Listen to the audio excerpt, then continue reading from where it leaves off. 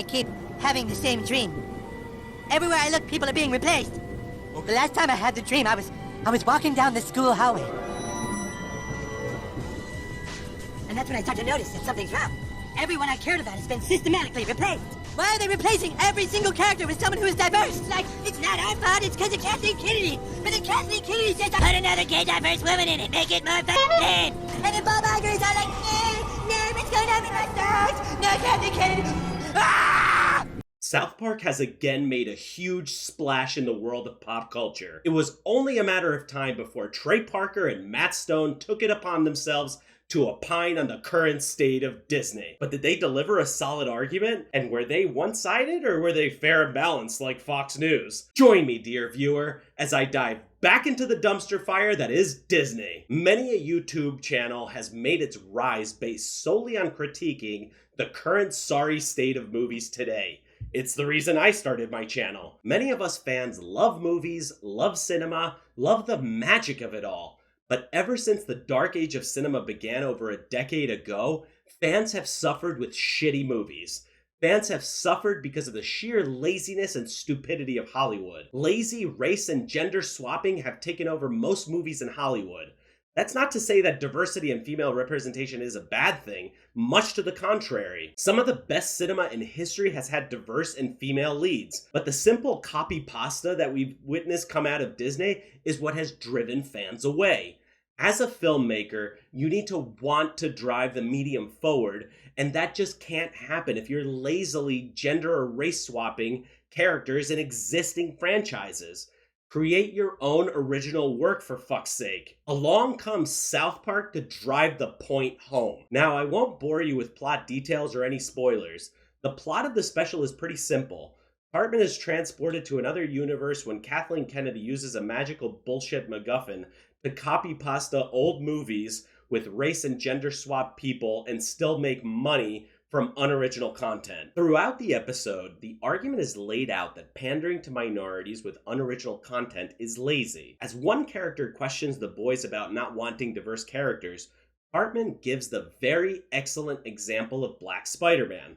Miles Morales was a unique and interesting character with his own backstory, personality, and motivations that was completely original yet set in the same universe. This is a very poignant argument, as it's something that a lot of YouTube channels, myself included, have been harping on for years now. Just come up with original characters with interesting backstories who happen to be diverse. Don't just race or gender swap existing legacy characters and still have the same story, since that's just lazy writing. Now, the special doesn't just rail on the woke stuff.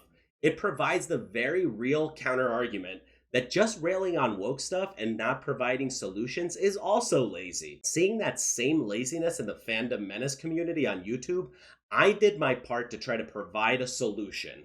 In my Dark Age of Cinema series, I went through the problem, but also provided possible avenues to solve the problem. Because only railing on woke stuff doesn't drive the conversation forward, but really just results in circular argument that goes nowhere. Creating new characters with interesting backstories and motivations that just happen to be diverse is one of many possible solutions, and it's certainly one of the easiest. Just take a look at any character Denzel Washington has ever played. In each role, he was compelling, had interesting backstories, and deep and nuanced motivations, and he just happened to be black. Solely judging a character based on their gender or the color of their skin is not only lazy, but it's actually racist. You absolutely can and should have diverse characters, but you can't just rip off the ideas of other people that came before. You have to be original. Being original is how you get movies like Across the Spider-Verse. The special isn't without its faults, though.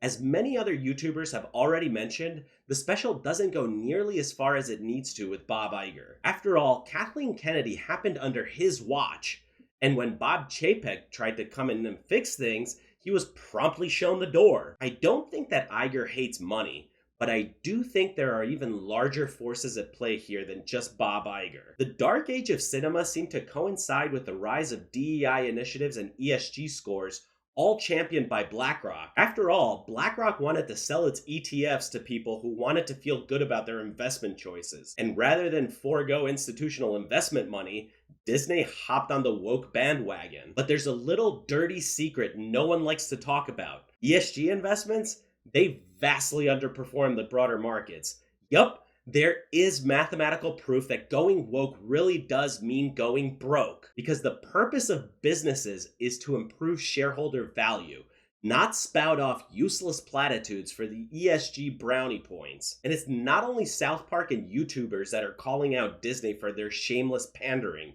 Already, other celebrities are getting in on the action. Gina Carano, who was unceremoniously fired from Disney, had this to say on Twitter. This is the part where Kathleen Kennedy demands any YouTubers get censored off of YouTube for sharing and laughing at this hilarious episode.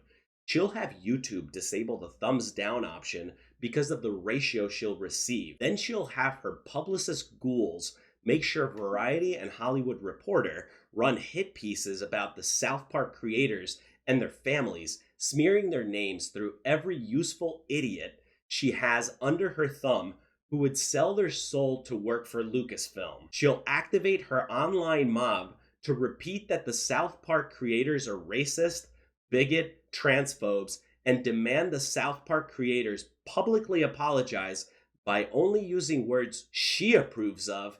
And finally, she'll demand they subject themselves to a re-education course of 45 people in the LGBTQ community Zoom call to sit there and listen of how badly they got their feelings hurt all over a little boop of a South Park episode.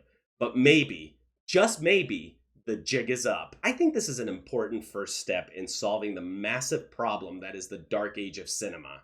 Whenever you're dealing with something, the first step is to admit there actually is a problem. South Park joining the Panderverse is just that important first step. Until things actually change, though, the fans have to keep fighting to get what we want. But what do you guys think of all this? Do you think the South Park special went far enough in addressing the problems plaguing Hollywood today? Please do let me know down below in the comments. And as always, hit that like button, ring that notification bell, and smash that subscribe button, and I'll see you in the next one.